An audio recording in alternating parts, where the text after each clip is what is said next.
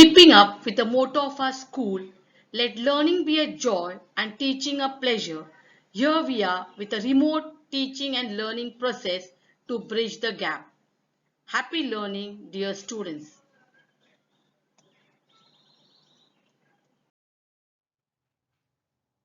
Good morning, students.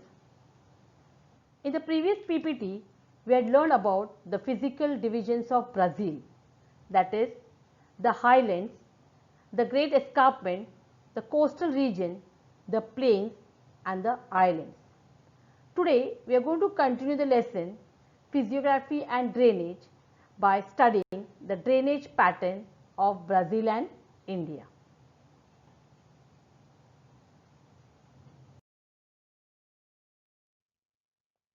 Let us try to understand what is meant by drainage. Drainage is the natural or artificial removal of a surface water from an area with excess of water. Here we are able to see map of Brazil and India showing us all the rivers of the countries.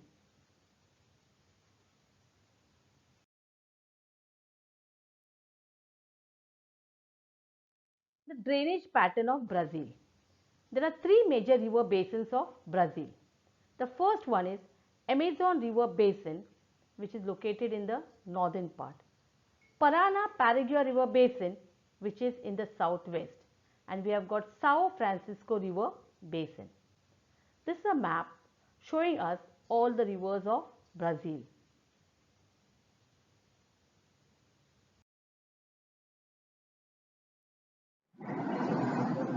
Now we will learn about different river basins of Brazil. The first one is the Amazon River Basin. Now Amazon River, it originates from the eastern slope of the Andes mountain in Peru. This river has got a huge discharge, that is about 2 lakh cubic meter per second. And because of its huge discharge, it washes off the load, and so the sediments actually do not get deposited even at its mouth. There are no distributaries at the mouth of this river Amazon, but we can find there are series of islands which are developed at the mouth of river Amazon as well as beyond the coastline of Atlantic Ocean. The width of the Amazon channel is about 150 kilometers at its mouth, and most part of its course is used for navigation.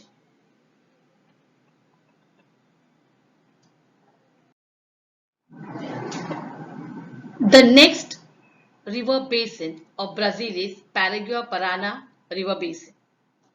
Now these two rivers, that is Paraguay and Parana, they have been located in southwestern part of Brazil.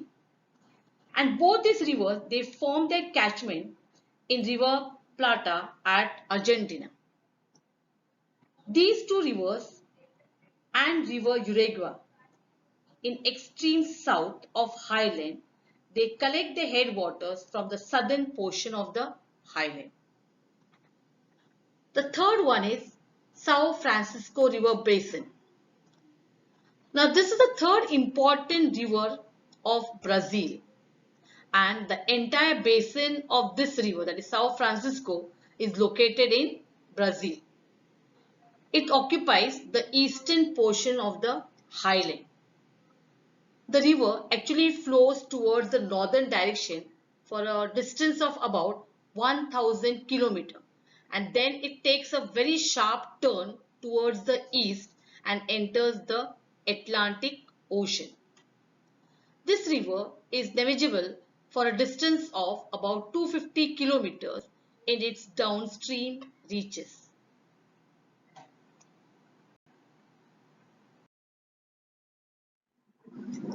Now let us learn about the coastal rivers of Brazil. Brazil has got large number of short rivers near the coastal region. The coastal areas actually are densely populated, and therefore all these rivers are providing enough of water for the population of this region. River Paraniba and river Itapecuru, it is flowing towards the north and it meets the North Atlantic Ocean. Now all those rivers which are meeting the South Atlantic Ocean, they collect their headwaters from the Great Escarpment. River Paraguaco enters the Atlantic Ocean near Salvador town. This map of Brazil is showing us all the rivers of Brazil.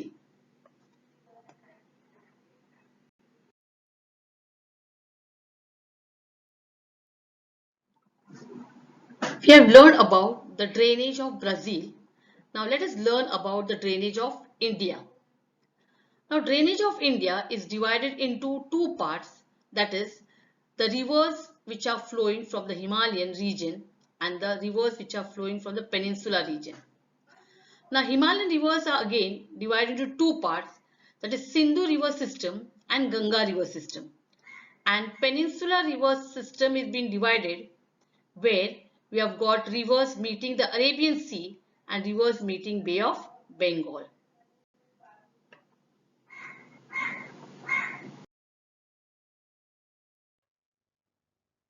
Now we'll learn about the Himalayan rivers. Now most of these Himalayan rivers, they originate from the Himalayan glaciers. These rivers have got water throughout the year because during summer the snow melts and they get a huge discharge of water. In rainy season, there is a heavy rainfall in the Himalayan region, therefore the rivers are full of water and these rivers flow throughout the year. That is why they are called as a perennial rivers. The Himalayan rivers are being divided into two types, Sindhu river system and Ganga river system. We are able to see these rivers in the map provided over here.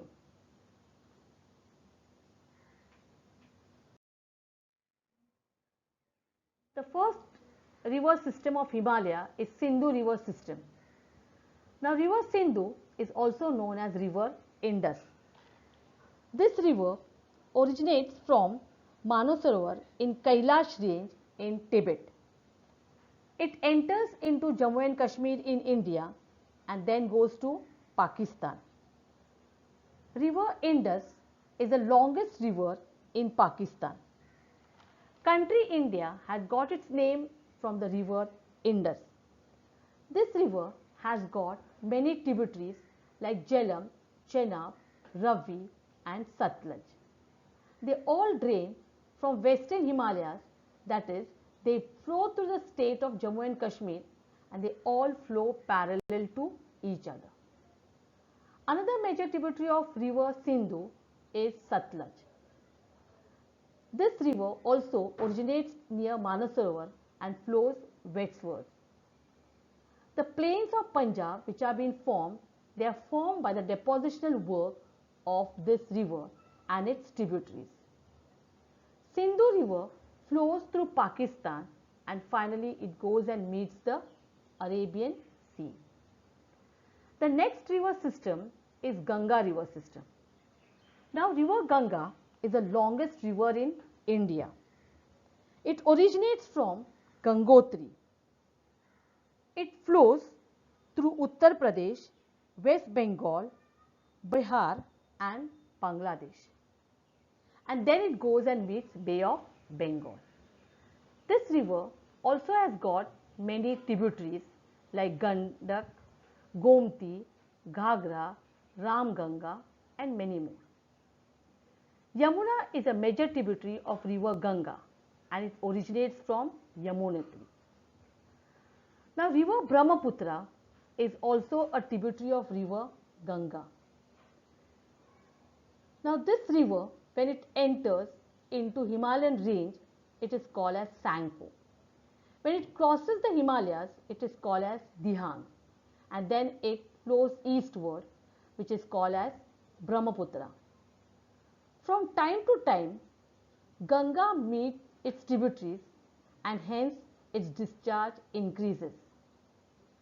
Now Ganga river receives Brahmaputra and its tributaries at the lower range of Bangladesh.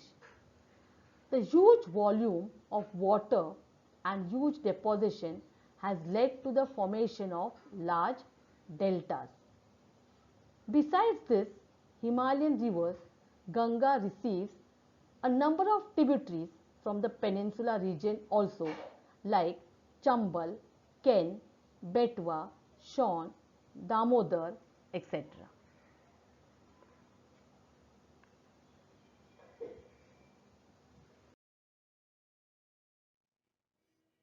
Now, rivers which are flowing from the peninsula plateau are known as peninsular rivers. These rivers are called as seasonal rivers, or they are seasonal in nature because they flow only during the rainy season and the other time they do not have water. That is why they are called as seasonal rivers. The peninsular rivers are further divided into west flowing rivers, or the rivers meeting Arabian Sea, and east flowing rivers, that is rivers meeting the Bay of Bengal.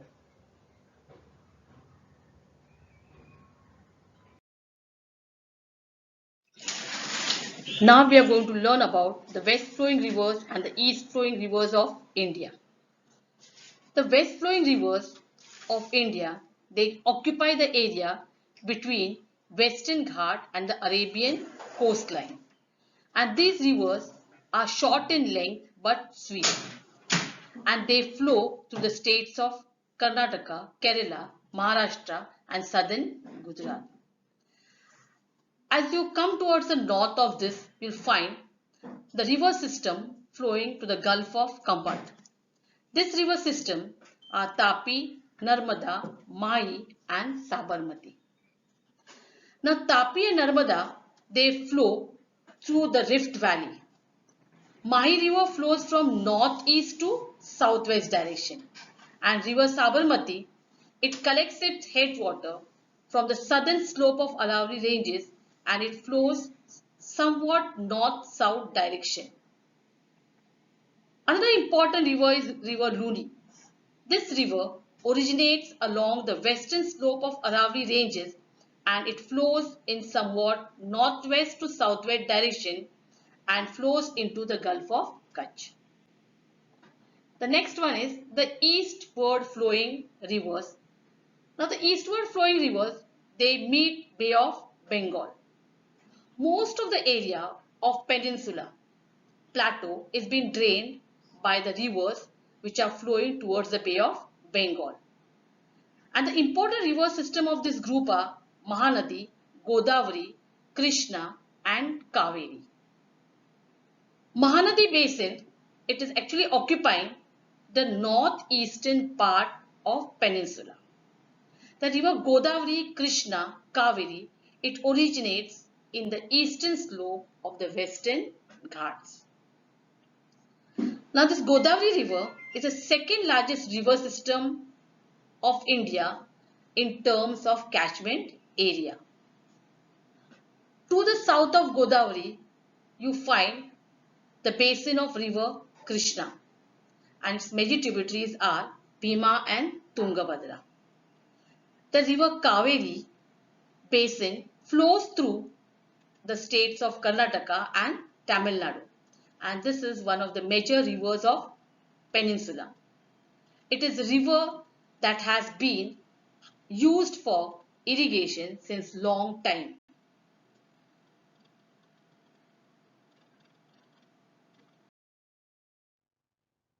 So, children, we have completed the lesson. I hope you understood and you enjoyed it. Now, today's assignment for you is you are going to take the map of Brazil and map of India. On map of Brazil, you are going to mark river Amazon, river São Francisco, river Parana, river Uruguay, Maranhão Island, river Itapecuru, North Atlantic Ocean and South Atlantic Ocean.